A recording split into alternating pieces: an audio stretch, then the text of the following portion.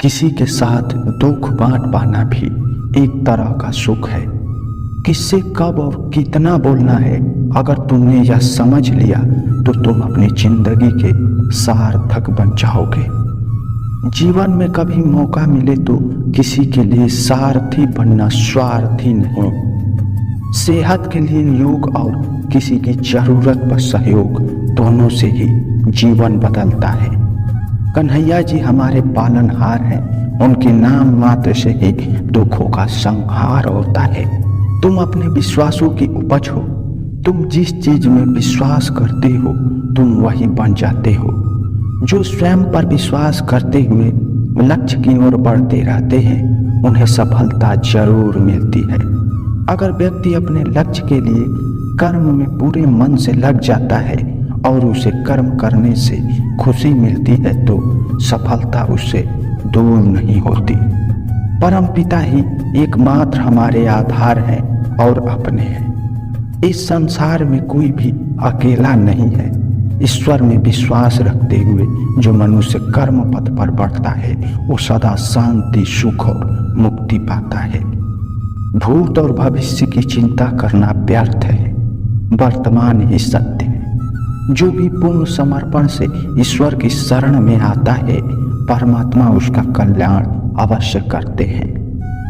इस संसार में जितनी भी चीजें सांसारिक सुख की श्रेणी में आती है उनकी एक शुरुआत और एक अंत जरूर होता है। इस सांसारिक सुखों का अंत दुख, कष्ट और दुर्गति के रूप में होता है। इच्छाओं का अंत नहीं है, एक पूरी होती है तो दूसरी नई इच्छा आ जाती है। हर इच्छा से प्रेरित होकर कर्म करना गलत है, क्योंकि ऐसा तो अनुचित कार्य भी होंगे। इच्छाओं से विचलित ना हो, उन्हें एक विरक्त दर्शक बनकर देखो तो वे चली जाएंगी। जीवन में संतुलन बहुत जरूरी है। किसी भी चीज की अति करना अच्छा नहीं है। जैसे सुख आने पर खुशी जताना और दुख आने पर निराश में डूबे रहना, दोनों ही गलत है। असंतुलन जीवन की गति और दिशा को बाधित करता है, जिससे अनावश्यक कष्ट और दुखों का जन्म होता है। जिसके मन, विचार और कर्म में संतुलन है उसे ज्ञान मिल जाता है और ज्ञान से ही सदा के लिए शांति और संतुष्टि मिलती है। हर व्यक्ति के मन में मृत्यु का भय होता है। इस संसार का जब से निर्माण हुआ है तब से जन्म मृत्यु का चक्र चलता आ रहा है। यह प्राकृतिक का नियम है। इस सत्य को स्वीकार करके भयमुक्त होकर वर्तमान में जीना चाहिए। किसी को भी आने वाले पल के बारे में कुछ नहीं पता होता, लेकिन इस संशय में भयभीत रखने से जीवन नहीं जिया जा सकता है। श्री कृष्ण कहते हैं कि व्यक्ति कर्म करने के लिए ही पैदा हुआ है और बिना कर्म की कोई रह नहीं सकता। फल की चिंता करना व्यर्थ है, क्योंकि इससे मनुष्य का मन काम से भटकने लगता है।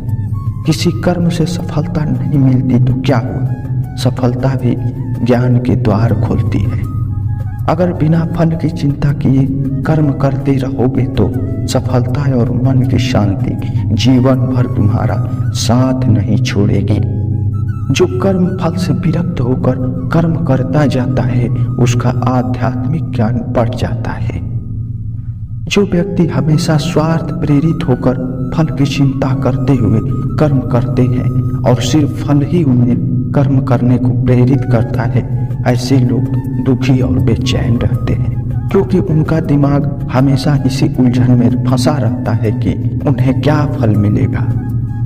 स्वार्थी व्यक्ति सुखी नहीं रह पाता और ऐसे व्यक्ति से किसी भी प्रकार का संबंध नहीं बनाना चाहिए। इसलिए स्वार्थ से ऊपर उठे और दूसरों का हित भी सोचे। क्रोध या गुस्सा करना व्यक्ति के दिमाग में उथल पुथल पैदा कर देता है। आवेश में विवेकहीन होकर कई बार व्यक्ति अपना ही नुकसान कर बैठता है या फिर अपनी ही मानसिक शांति को भंग करके खुद को कष्ट देता है।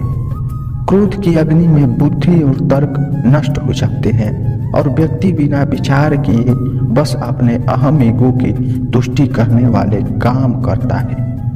गुस्सा व्यक्ति की विचार शक्ति को अपंग बना देता है और भ्रम पैदा करता है।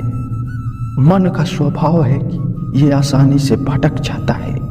अगर जीवन को सफलता की दिशा में ले जाना है तो मन को काबू करना बहुत जरूरी है। श्री कृष्ण कहते हैं कि बार बार प्रयास करने से धीरे धीरे चंचल मन को वश में किया जा सकता है। मन को वश में करने से दिमाग की शक्ति केंद्रित होती है, जिससे कार्यों में सफलता मिलने लगती है। अगर मन को वश में नहीं करोगे तो ये आपका सबसे बड़ा शत्रु बन जाता है। इस संसार में ईश्वर कई रूपों में जाने जाते हैं। इसमें से कोई भी रूप बड़ा या छोटा नहीं है। परमात्मा का हर रूप समान है। जैसे हर नदी अंत में सागर में जाकर मिलती है, वैसे ही हर धर्म, मत और संप्रदाय की धाराएं परमात्मा रूपी समुद्र में समा जाती है। यह संसार परम पिता का ही स्वरूप है जो हर कण में विद्यमान है। भगवान श्री कृष्ण कहते हैं कि हर व्यक्ति को अपने कर्तव्य का पालन करना चाहिए, यही धर्म है। अगर अपने कर्तव्य का पालन नहीं किया है तो मन में अशांति और दुख प्राप्त होता है।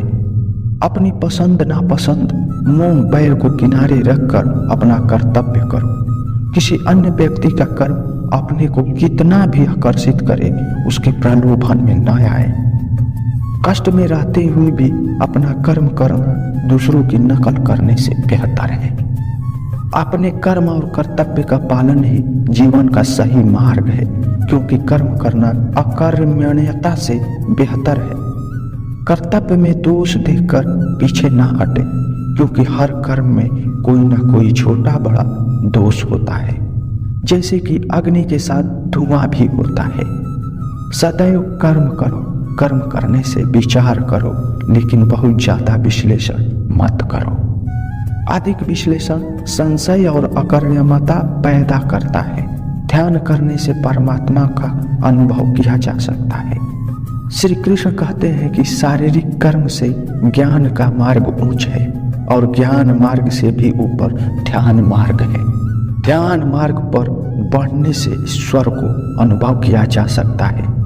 जो व्यक्ति मन और इंद्रियों को शांत करके पूर्ण विश्वास से अपना ध्यान भगवान में लगाता है, उसे ईश्वर का ज्ञान और अस्तित्व अवश्य अनुभव होता है। जो हर जगह हर जीव मनुष्य में ईश्वर को देखता है, सबके हित में लगा रहता है, उस पर परम पिता अवश्य कृपा करते हैं। ज्ञान मार्ग हो या भक्ति मार्ग, समर्पण, प्रेम, विश्वास ही आपको ईश्वर के प्रकाश की ओर ले जाता है। भगवान की पूजा बहुत से लोग करते हैं, लेकिन उनको शांति क्यों नहीं मिलती? क्योंकि भगवान आपके मन में निवास करता है। उसे पता है कि आपका भाव क्या है। अधिक शक करने वाला कभी खुश नहीं रह सकता।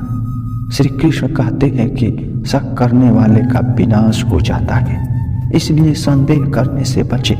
अधिक संदेह करने से मन की शांति भंग हो जाती है और व्यक्ति भ्रमित होकर अपने संबंधों को नष्ट कर डालता है, जिसे शक करने की आदत पड़ जाती है। उसे इस लोक या परलोक में भी शांति नहीं मिलती। सत्य की खोज ठीक है, लेकिन बिना सच जाने कल्पनावश होकर संदेह करने का अंत दुख, कलेश, पश्चाताप के रूप में होता है। सही कर्म से ज्ञान और मुक्ति संभव है। गीता के उपदेश में कर्मयोग का सिद्धांत कहता है कि संसार से विरक्त होकर ही मुक्ति का उपाय नहीं है। संसार में रहकर एक गृहस्थ अपने कर्मों का पालन करते हुए कर्म फल से विरक्त होकर मुक्ति प्राप्त कर सकता है। यही विचार और उचित कर्म भी आसक्ति को खत्म करने में सक्षम है। अच्छे कर्म कभी व्यर्थ नहीं जाते, चाहे ये दुनिया हो या परलोक। ज्ञान और कर्म एक है। एक अज्ञानी कर्म और ज्ञान को अलग अलग समझता है, लेकिन एक ज्ञानी जानता है कि दोनों एक ही है। लोग ज्ञान की बातें तो करते हैं, लेकिन उसका पालन नहीं करते। बिना पालन किए ज्ञान कोरा रह जाता है। ज्ञान का अनुभव नहीं होता। गीता कहती है कि ज्ञान पढ़ने की नहीं बल्कि अनुभव करने की वस्तु है, और अनुभव बिना कर्म किए नहीं मिलता। दोस्तों, यह वीडियो यहीं पर समाप्त होती है। उम्मीद करते हैं कि इस वीडियो से आपको बहुत कुछ मिला होगा। मिलते हैं एक नए वीडियो के साथ, तब तक अपना ख्याल रखिएगा। धन्यवाद।